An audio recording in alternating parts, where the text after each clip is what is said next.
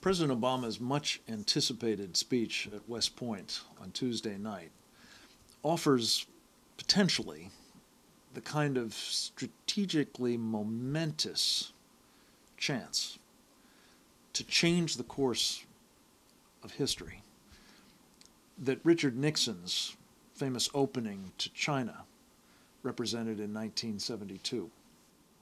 The president is now in a position, perhaps unique position, to tell the truth about the enemy that we face, not just in Afghanistan, but worldwide, and thereby to put the effort to defeat that enemy on a sound, coherent, and supportable footing, something we haven't seen to date.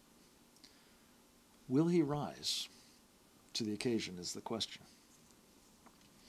With a Muslim background and a nearly year-long effort aimed at appealing to the so-called Muslim world, as he calls it, the president has a chance to exploit the kind of latitude his anti-communist predecessor had in making his opening bid with communist China.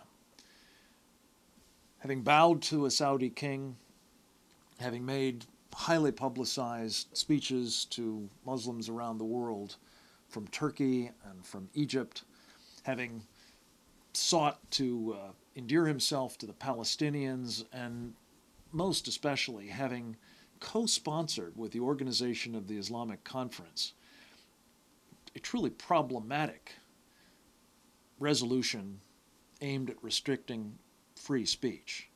The president has arguably bought himself the running room from which to make the kind of speech, and I'm no speechwriter, but nonetheless the kind of speech that I think he should make along the following lines.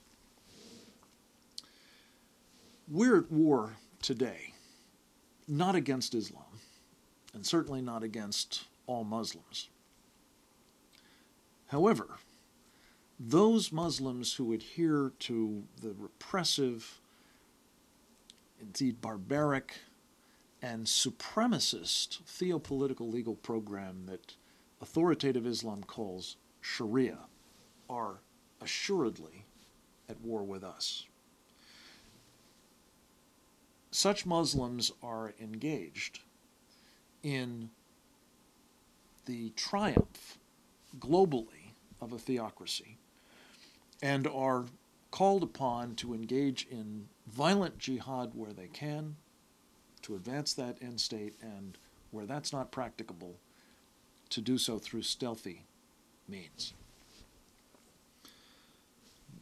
What that indisputably means is that we are not simply a threat from Al-Qaeda or even from Al-Qaeda and the Taliban. To be sure, both Al-Qaeda and the Taliban are adherents to this program of Sharia and embrace the idea, as do millions of Muslims elsewhere, that they must strive for the triumph of their theocracy. And that includes, by the way, it would appear, Major Nidal Malik Hassan, and probably a lot of others here inside the United States as well. As a result, I would have the president say,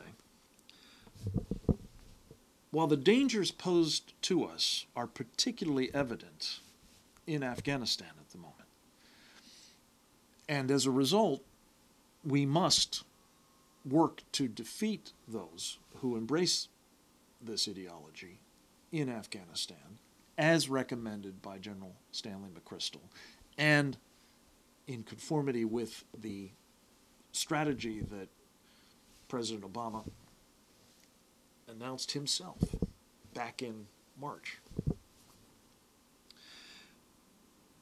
We cannot confine ourselves to fighting the war only in Afghanistan or only against the enemies we find there or in neighboring Pakistan.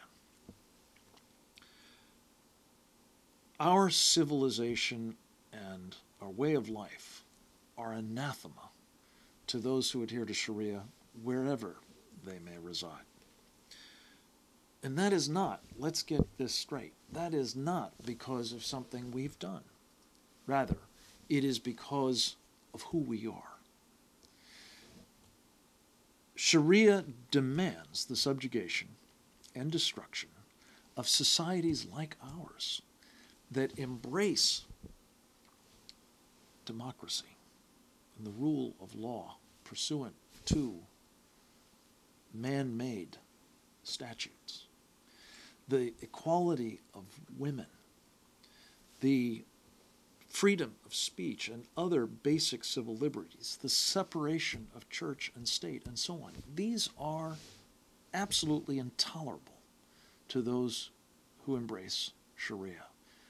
And that is why we have no choice but to fight them through every means at our disposal.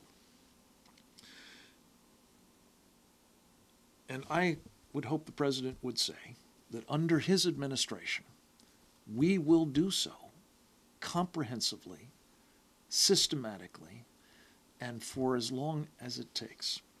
We will use military power wherever that is necessary, and such other techniques as are at our disposal to preserve our civilization against a threat that knows no boundaries. The President should make clear, in so doing, we will reach out to every peaceable Muslim who wants no more than we do to live under the strictures, the repression, the barbarism of Sharia. They are our natural allies, and we will make common cause with them against our mutual foe. This struggle is the defining one of our time. If we get it right, the costs, while substantial, will be manageable. If we get it wrong, they will be unbearably high. We call on all nations, Muslim and non-Muslim alike, who face in due course precisely the same prospect of being subjected to Sharia, to join us in this effort. And by so doing, we maximize the chances of preserving both the unique character of such nations and the opportunity for each to express that character in ways that reflect the traditions and values of their respective societies. This is a goal for which we have, frankly, no choice but to strive.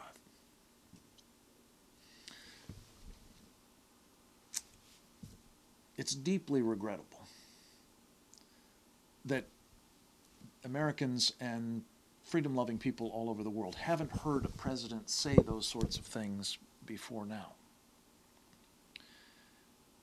The failure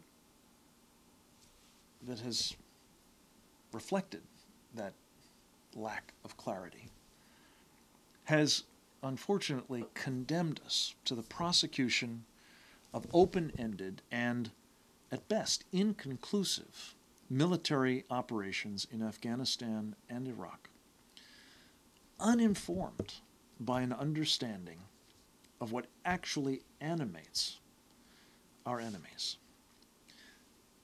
I would say to the President, as he prepares for this speech, from now on, we must recognize the reality that these are but two fronts in a truly global war.